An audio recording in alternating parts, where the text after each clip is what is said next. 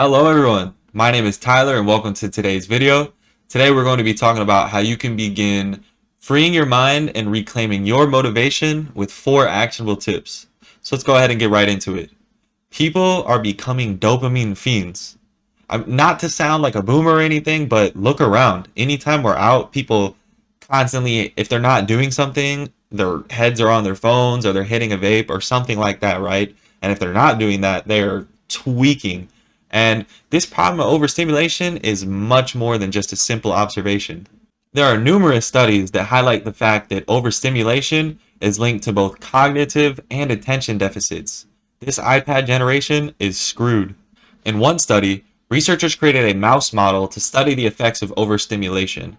By subjecting these mice to intense audio and visual stimuli, they discovered negative impacts that included overall decrease in cognitive functioning, an increase in risk-taking behaviors, and lower memory.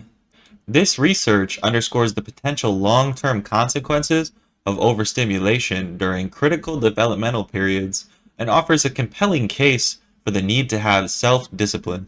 So I got the idea for this video from when I was hanging out with this girl the other day and we were at my place watching a movie. And I swear to God, every time this girl's phone rang, she just instantly, without a thought, had to go grab it. And I'm sitting here like, damn, I'm trying to watch this movie. Like, you're really distracting me. And don't even try me and be like, oh, she was only on her phone because she didn't want to be there. No, she wanted to be there. Trust me. But anyways, I decided to make a joke about it to relieve some of the tension. So I go, holy shit, you're a crackhead for that phone. And we were both laughing about it, but I saw the look in her eye and it was like a light bulb switched on, and she had never really realized until I called her out on it. She was a crackhead for her phone. And even after I roasted her about the phone, like a dog to a bell, every time that thing rang or vibrated, she had to go get it. But then she ended up catching herself one time and she was like, okay, you're right. I might have a little bit of a problem. To be perfectly clear, I'm not judging her at all. I actually thought she was a very nice girl and we had a really great time that night. I would definitely be a hypocrite if I was to judge her, because literally just a couple years ago, I was the same way. My phone buzzes, I'm there checking it. I'm going to bed at night, literally scrolling the whole time, playing little games until my eyes couldn't stay open anymore. And I also understand that this isn't necessarily our fault either. It really lies on the shoulders of just the money-obsessed sociopathic companies that create these things, and they create them in ways that get us addicted onto them, so we keep giving them money. We weren't really necessarily aware of this until now. It's kind of too late. We're all hooked on it, right? But now that we have this awareness, now that we have this understanding, it really is on the individual to start reclaiming their motivation and start freeing their mind from needing these overstimulating things. And that's why in today's video, I'm going to be talking about what overstimulation is, why it's very important to understand it and the effects that it can have on you. And I'm going to be giving you 4 practical tips that you can start using today to free your mind and reclaim that motivation. Think of any activity that's hyper-stimulating and we have really easy access to it. This is going to include things like short-form content, video games, porn, and really just excessive screen time in general. When our brain gets too much of these things, it literally can't handle it. It pretty much short circuits due to the sensory overload that these things provides. Now, remember, society has changed extremely rapidly and our biological systems have not. They just can't match the pace. So, when we're going to consider the things that are hyper stimulating us, it's important to consider the things that naturally stimulate us. And this is going to include things like nature, physical exercise, and really just normal face-to-face human interactions. So now we get to the question of, why is it important to be aware of this? Now that we're aware of overstimulation, why should you care? I know it's really fun to engage in these activities, like who doesn't love just binging their favorite show or video games, or when you find like a really good spot in the algorithm, those funny videos. We can't really blame ourselves. The truth is though that they gradually become a problem over time. Sure, when we start out doing them, it's awesome and there's no real harm, right? But as we continue to do them, they gradually mess up our head. And then we end up addicted, messed up, and it's really hard to recover from that. As the information from GoodRx mentioned briefly, there are a lot of negative side effects to overstimulation. Basically, it's too much for our primitive minds to handle.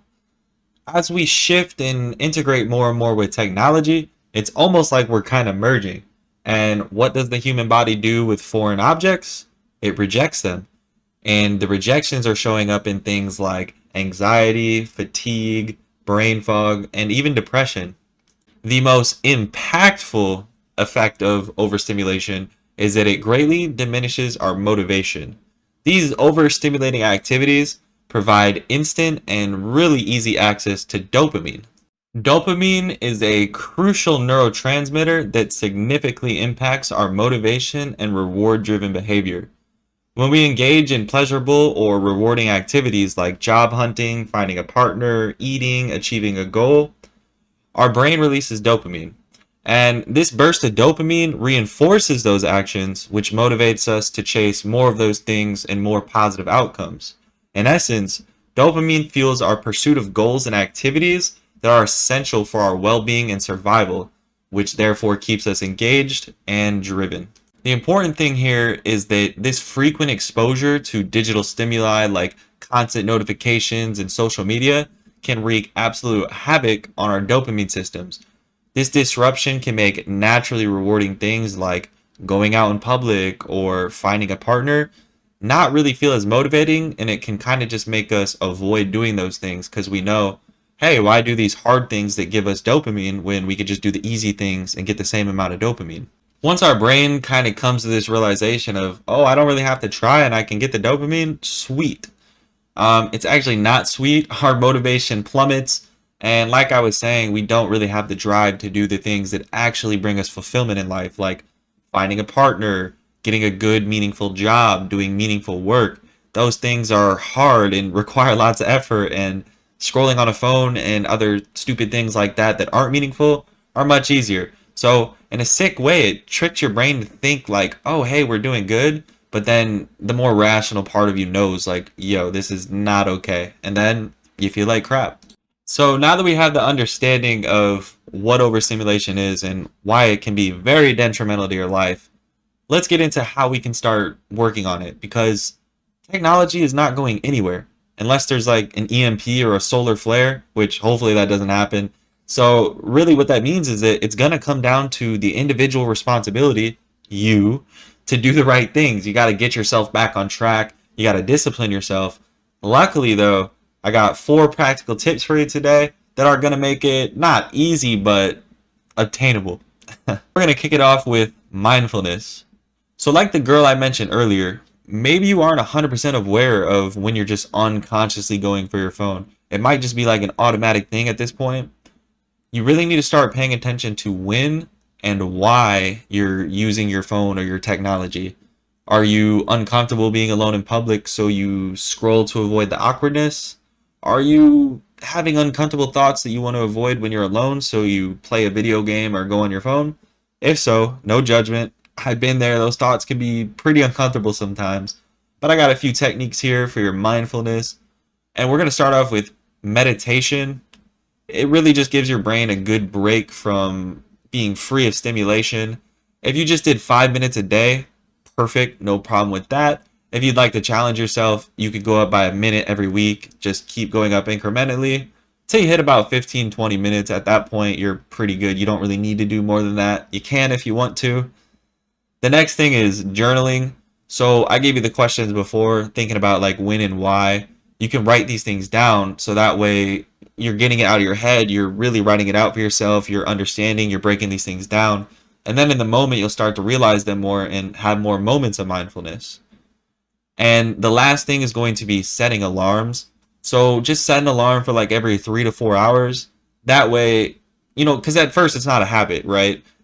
The habit is going straight to your phone.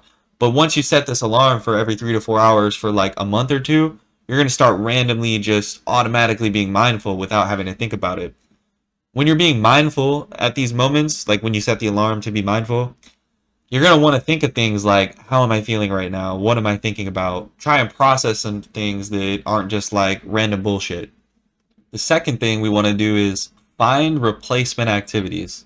So now that we have some mindfulness, we're more aware of when we're just automatically reaching for those overstimulating activities.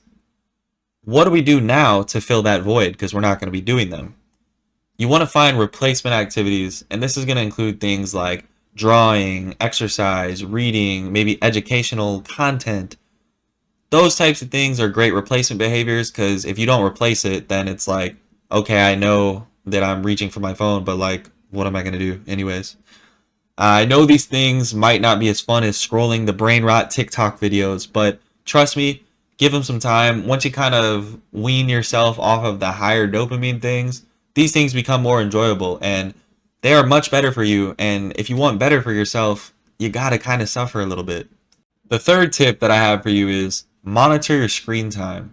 So if you aren't already, start using the screen time app. It's literally going to tell you how much time you're using on your phone each day and also how much time you're using it over the week and what specific apps that you're going on. You want to look at it and say maybe you're using it for 8 hours right now, 8 hours a day.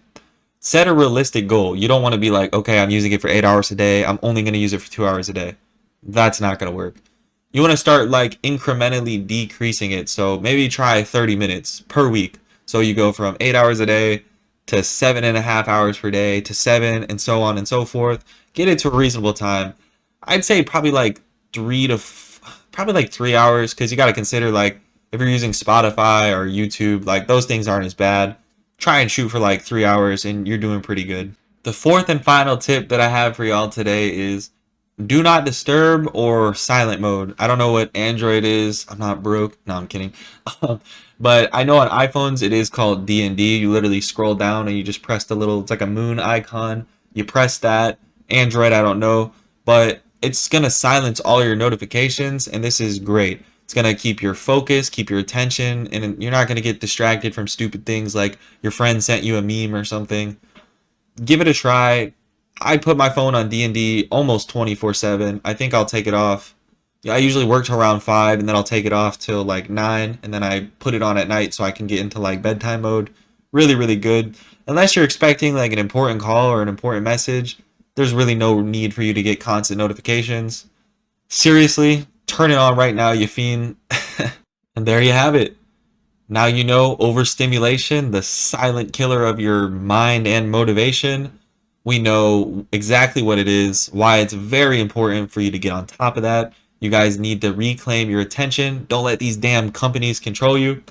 And it can seem kind of gloomy, doom and gloom, but the good news is if you just follow those 4 easy practical tips that I gave you, do it with consistency, do it daily for 2 months. I mean, even 1 month, you start to really get your attention back, your motivation, your energy, and real life just feels better. It's really hard to enjoy real life when, yeah, like, damn, a video game feels great. It's hard to get that from just going outside and taking a walk. But once you can kind of get yourself off these things, you don't have to cut them off completely. Have some limits for yourself, have some discipline, use that mindfulness. I know y'all can do it. Anyways, are you a dopamine fiend? Do you know what's overstimulating you the most? Go ahead and let me know down in the comment section below. I know for me, I used to be able to play the video games all damn day. Call of Duty, Overwatch. I was on it, frying my brain, and it was great until it wasn't. I wish y'all the best in this. I know it can be really hard. You have me here as support. If you have any questions or anything you're concerned about, let me know in the comment section below as well. Anyways, I appreciate y'all so much for stopping in today to check out the video. If you haven't yet, make sure you hit that subscribe button, like the video for the algorithm gods, and I'll see y'all in the next one. Take care, everybody.